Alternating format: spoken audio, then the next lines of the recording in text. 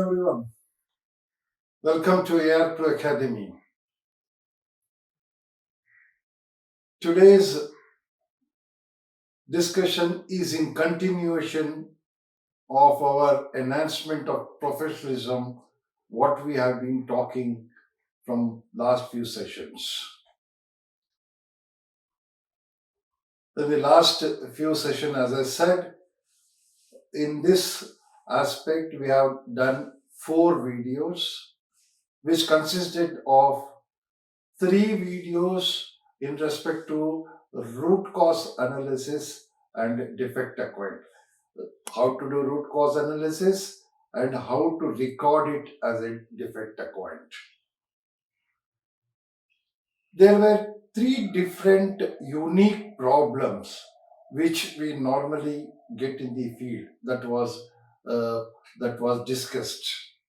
Not exactly the problem what I have discussed, but such kind of problem which we encounter in field, which are one of its own unique, which may not be a very regular kind of a problem, but when we get into such situation, we do lot of our invest a lot of our technical capability and intelligence to see that that problem is resolved.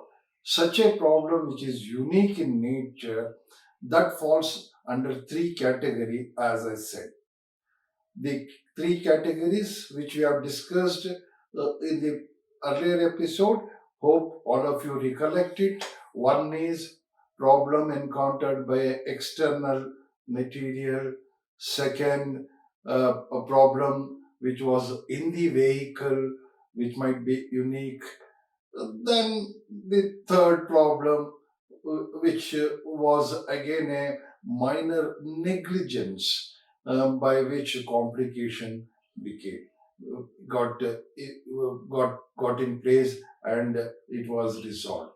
So when you look into this 3, possibly you will agree with me that most of the unique problem can come under either one of this category. That is one thing what we have discussed. Then we have discussed about recommendation of child part, and we have seen the importance of recommendation of this. What does it has a long lasting effect on the product.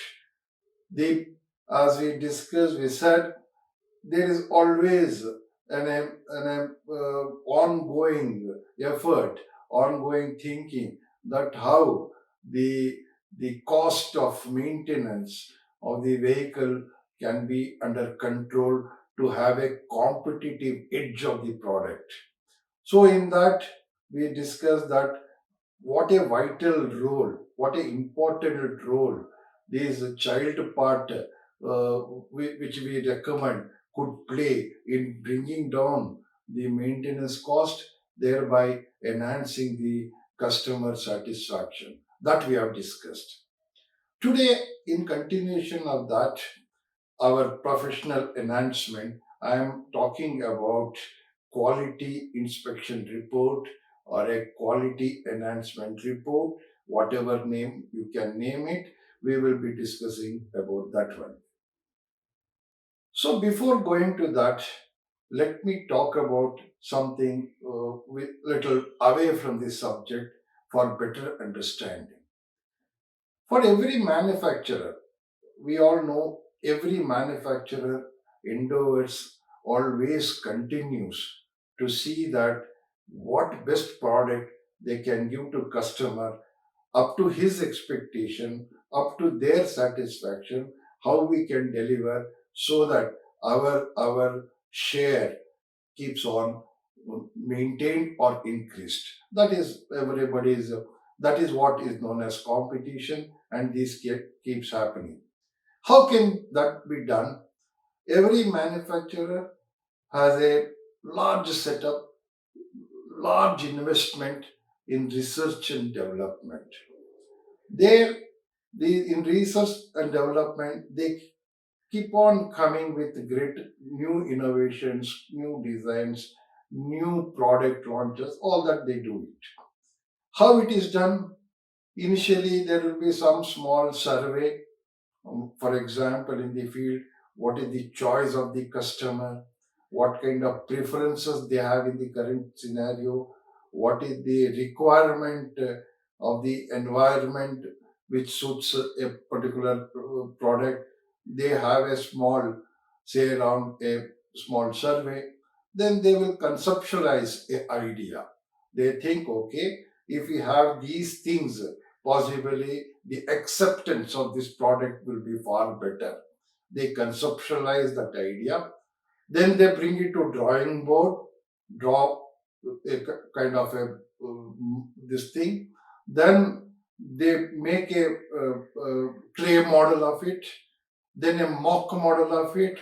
Then finally, with all these efforts put into design, all these kind of brainstorming put into this design, a design comes out, and based on the design, a product is manufactured.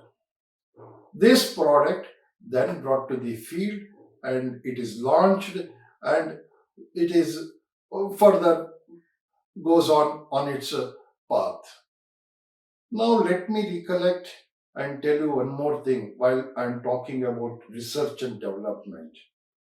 We are quite aware in this country itself, there are many iconic, in this our field itself, forget about, there are various other products in different field. We are not talking about that. Let us limit our thought to our field itself, automobile field. There have been iconic products in the country in the past which which got into the history books, basically because those product people, the people who have been bringing out that product, do not visualize what an important role a research and development can play. They did not invest in that. They did not, because it was a monopoly at that time, so they didn't have the inclination to see that they also think something beyond that, invest and bring out. So as a result, those product has gone into history books. Now there is a lesson there. That is how this continuous R&D I'm talking, and this keeps on happening. That is one aspect. Now, what I'm talking here, what we are interested in this session is what as a professional we can keep on enhancing. That what we said, and it is a this episode is also a continuation of that one, and we will have one or two more in this thought. We are looking at quality enhancement report. I would say we can classify this in four different ways. What are they? Number one, we can have some quality report sent during our, when we get a new product and we do pre-delivery inspection. Number one is that. How can we do that? See, when we are doing pre-delivery inspection, we should position ourselves in such a fashion that the of a customer. We are the customer to manufacturer. We are buying this product, we pay them cash, they get the product, and further it is being sold to retailed to our customer, isn't it? So we as a customer should demand the best of the product, because we cannot participate in R&D, or our scope is limited to field.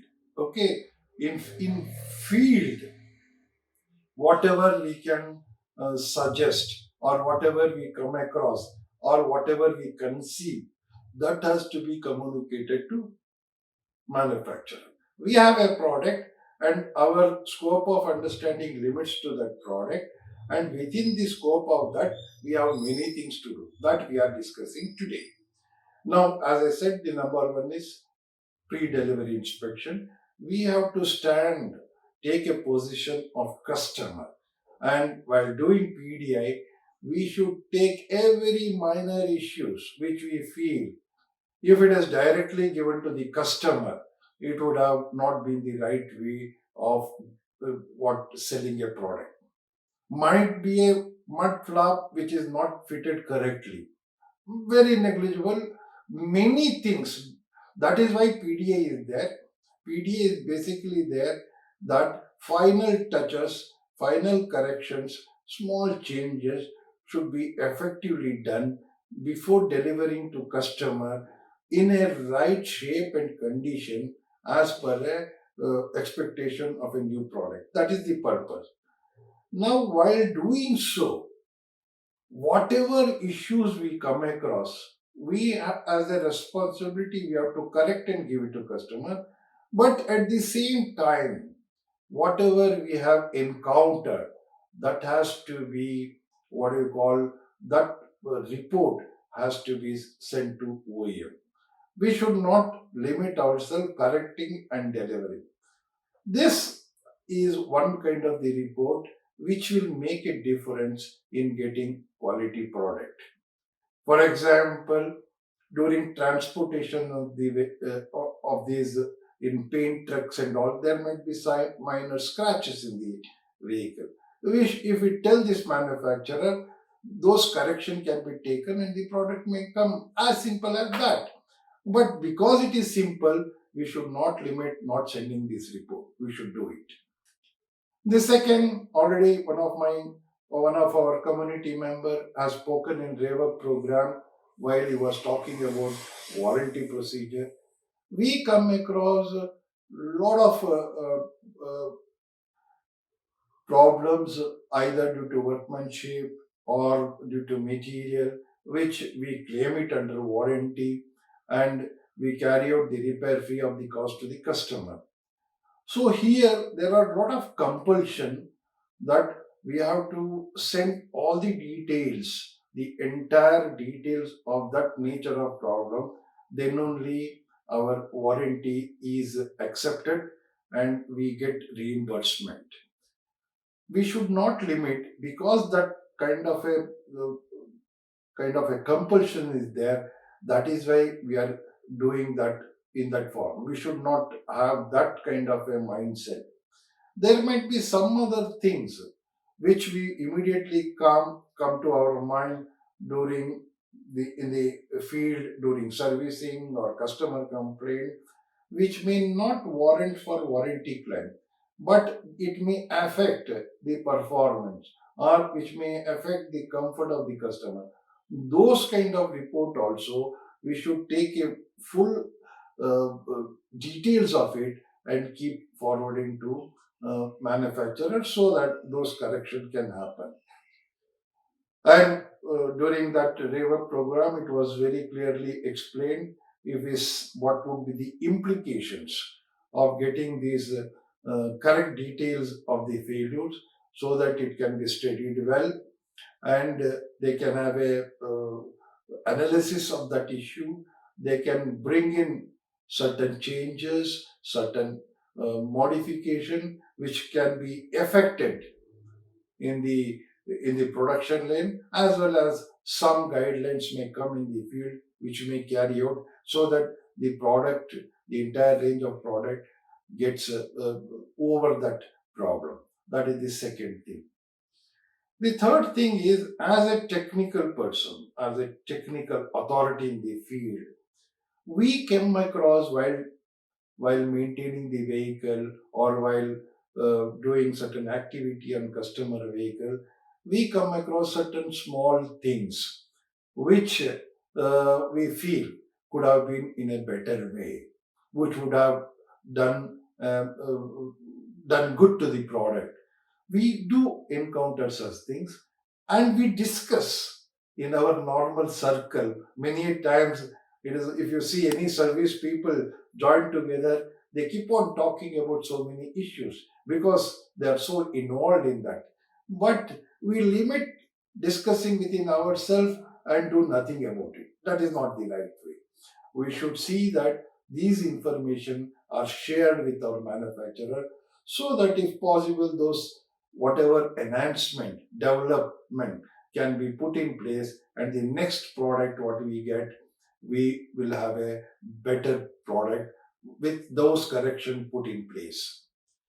The last one is in field. With the best of the interest product is manufactured, the idea is to see that more and more satisfaction customer get. They are their our product, this thing is enhanced, numbers are enhanced, our what do you call, we get a better impact on our product, all that is going on. At the same time, with all this idea, a product is brought into field. During usage, customers who are the real user of that product will have certain requirements which have not been met up to their expectation. They speak about to us. They will not speak to manufacturer. When they come to us, they will talk to us in the field. Us in this means people in the field. They talk to us.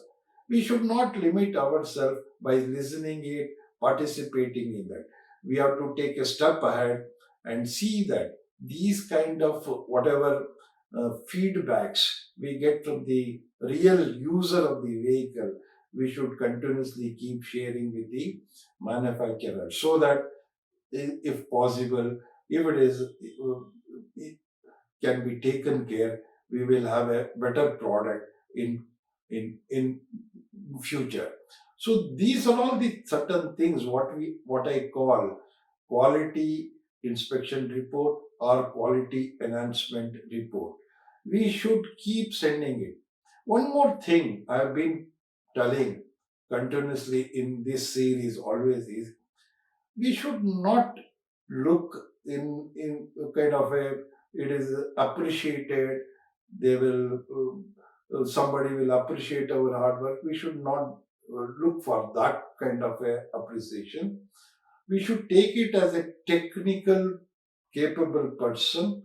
I have a responsibility to do, I have the ability to do, and I am something which I am participating in enhancing the product.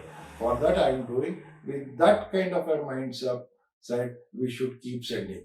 If somebody says, if some manufacturer says, don't send this, I don't think nobody will say this, first of all. If at all somebody says, that's okay, then don't send. But at least keep a record at yourself, so that it will be handy anytime. So this is what about the quality inspection report. So as I said, can be in four different way. Hope you all understand it. And I would say many a time, by virtue of these kinds of feedback received by the manufacturer, the relaunch of the products or happen, or there will be a product, enhanced product of the same line will be brought in. So most of the product gets reshaped or enhanced, or more changes brought in and relaunched. Versions are relaunched.